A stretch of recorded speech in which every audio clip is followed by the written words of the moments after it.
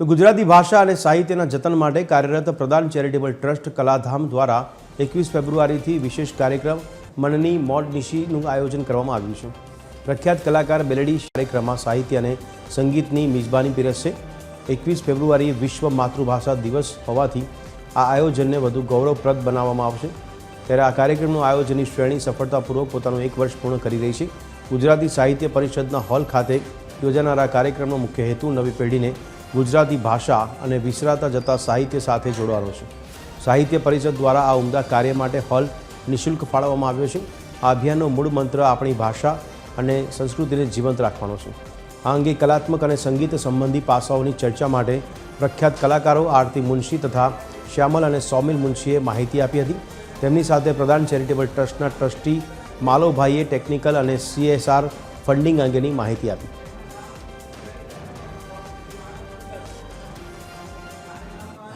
પ્રદાન charitable trust સાથે બે ઉમદા હેતુઓ પ્રદાન ચેરિટેબલ ટ્રસ્ટ કલાધામ અને પ્રદાન ચેરિટેબલ ટ્રસ્ટ વઠ્ઠી ગુજરાતીનો ઉપક્રમ હાથ ધર્યો છે। એ અંતર્ગત પ્રદાન ચેરિટેબલ ટ્રસ્ટ કલાધામ સાથે અમે ગુજરાતી સાહિત્ય પરિષદના હોલમાં મનની મોજ નિશી એવો એક ઉપક્રમ શરૂ કર્યો છે, જેનો 12મો મણકો વિશ્વ માતૃભાષા દિવસ 21મી ફેબ્રુઆરીના રોજ અમે રજૂ કરવા જઈ રહ્યા છે। અમે પ્રદાન ટ્રસ્ટના સહયોગથી પ્રવૃત્તિઓ ચાલુ કરી છે। આ એક સંગઠિત અને સુયોજિત પ્રયાસ છે।